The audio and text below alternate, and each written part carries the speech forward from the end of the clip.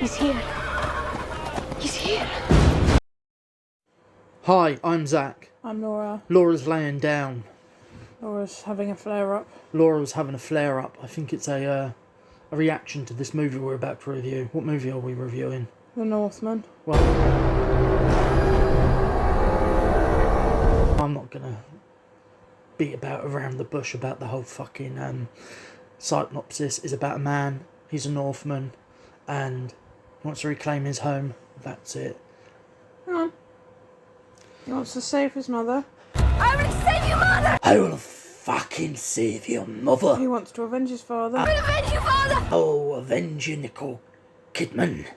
And he wants to kill his uncle. I will kill you, Fiona! Yeah. I will avenge your father. I will debotox you, Nicole Kidman. Oh no. I will destroy the general audience's attention span. Yeah. This movie is... What? What? What? What? What happened? What? If you had gone to the toilet during this film and then gone, what did I miss? I would literally have nothing to tell you. Even if you went to the toilet at the beginning of this film and you came back at the end, Yeah. I'd be like, you didn't miss anything. It was a strong opener, and then it just went down that volcanic trail. Down, down, down, down, down, down, down, down, down, down,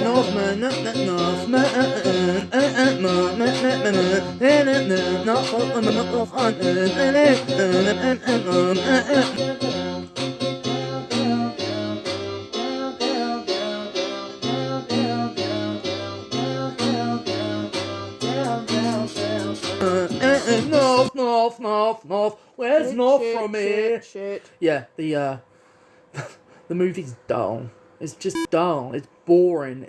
It's directed by Robert Eggers. A great big bushy beard.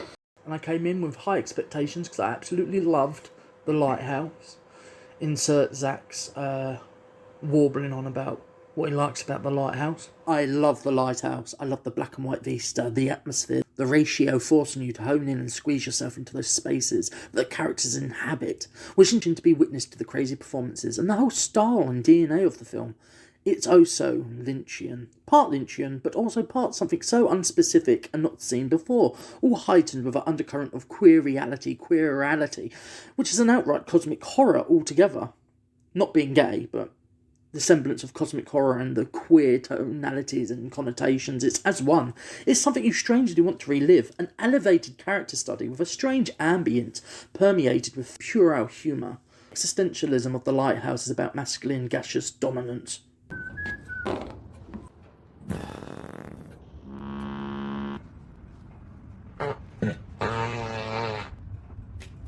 Really. Joking aside, it's a masterfully odd film. A complete stark contrast to the likes of The Witch and The Northman. I've just realised, The Witch, The Northman, The Lighthouse. Robert Eggers likes A great big bushy beard. And the farts and belches of Willem Dafoe and that whole Dafoeism streaking throughout that film are far more denser in scope and reason than this dull, by the books, hardly Excalibur-esque movie. Hark!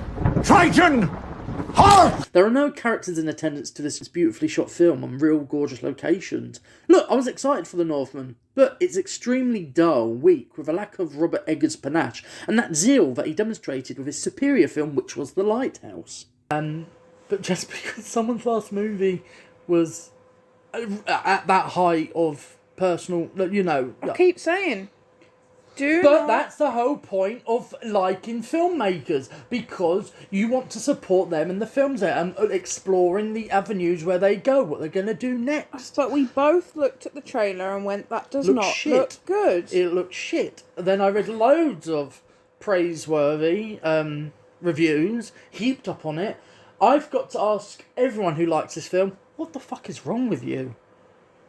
What is wrong with you? Whether you have an allied opinion of Robert Eggers, this isn't Robert Eggers.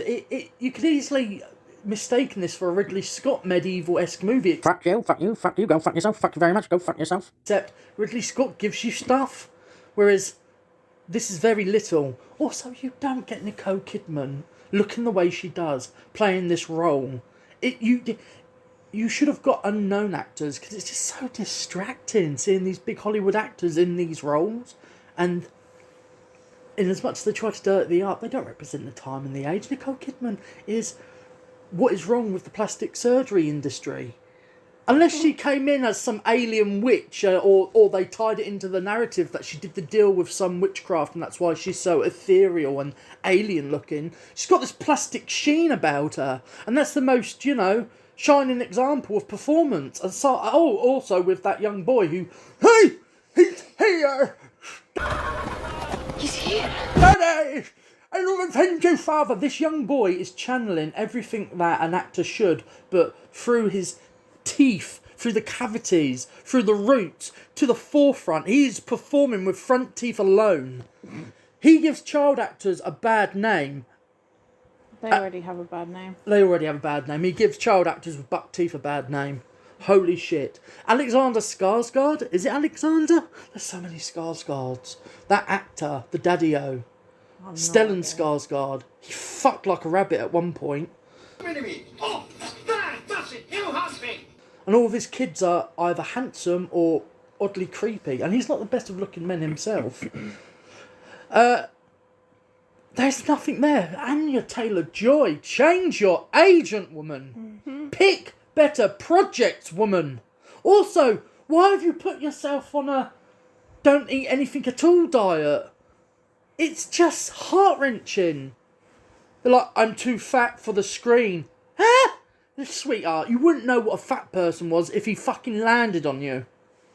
Or maybe how skinny she is now, it'd probably break her. What was appealing about it? Nothing, I didn't want to go and see it. Nothing. So you were in dead cold. We're like all exchanging like mini macro glances at each other like, are we enjoying this? I mean, I would have happily walked out. The more I simmer and think about it, the more I hate it. Robert Eggers is heightened and, up there, and he's known for making elevated horror with The Witch, which I can repeat viewing I didn't enjoy. I like The Lighthouse because it was surreal, it was Lynchian. If you're going to come in and you're going to make Robert Eggers, if you're known for being a known entity in current film, what would you call it, current film? I have no idea. If you're known for a certain thing as a film director and you're doing a 90 million budgeted movie, you expect some of those flourishes that makes him stand out. All he does is a couple of juddery whip pans, which in a movie of supposed grandiosity like this, Ridley Scott levels... Fuck you, go fuck yourself, fuck you very much, go fuck yourself.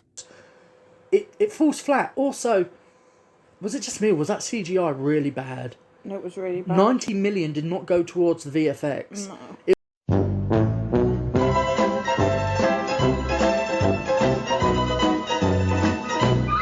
It went towards probably, dirtying up Nicole Kidman, and she's like, no, look at my claws, you need to pay for my Botox, all the whilst I'm here. Yeah.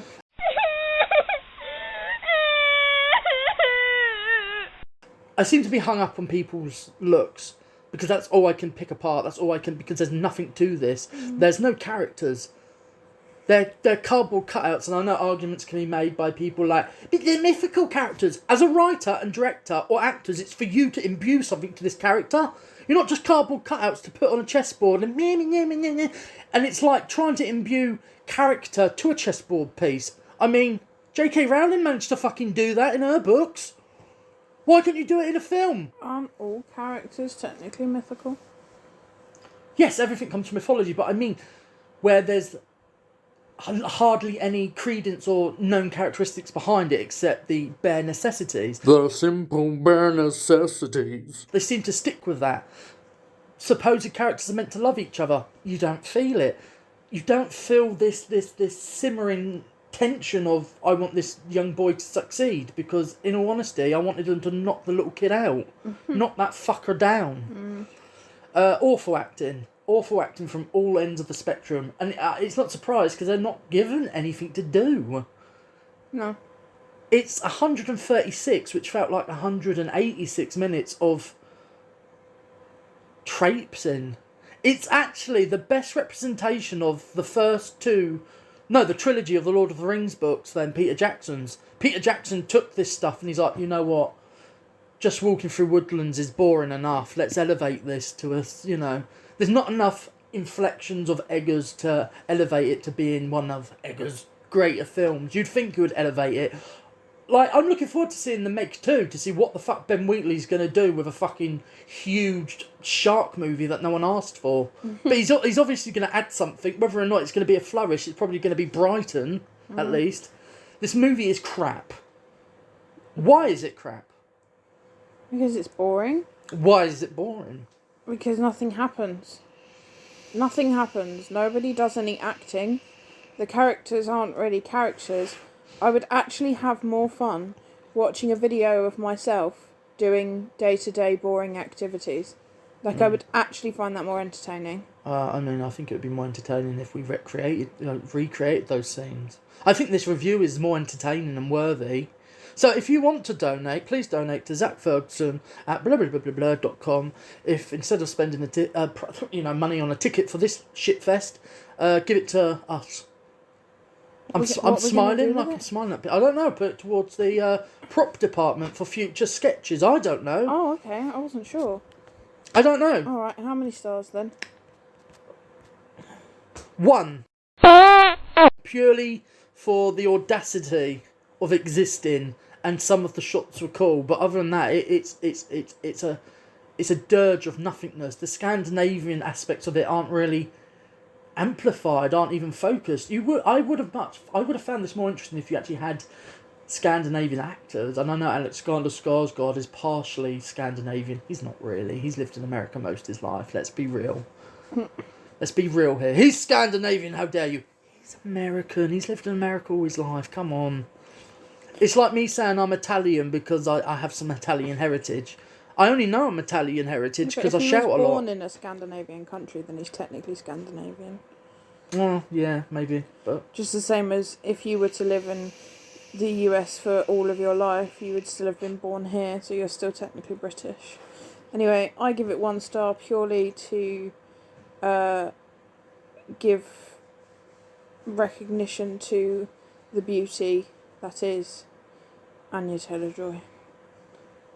She's beautiful. With her blurred boobs and blurred She's beautiful. fanny. I know, I didn't say anything and her about... elongated minge. I didn't say anything about the shots or her acting. She is beautiful. That's what gets the 1 star. That's it, her beauty. I love her. I love her. I love but how don't beautiful like- she is. I don't like the movies she's been in. No, but it's for her beauty alone. Is why this film Which gets is 1 star. slowly receding. The more weight she loses, it's not healthy. Well, that's up to her. It's got none of my Same with business. She's still Maisie beautiful. Williams and all these other actresses. It's a norm to go on these no carbohydrate such diets. It's petrifying. Anyway, yeah, 1 star from Articulate Warbling. It really is not worth time, money, patience. It's not even worth for you to sit back and rip it a new arsehole. But anyway, remember, Laura? If you want to hear far more interesting reviews about more interesting films, then like, Share and subscribe. to Articulate Warbling. Yeah. Bum, bum, bum, bum, bum, bum, bum, bum.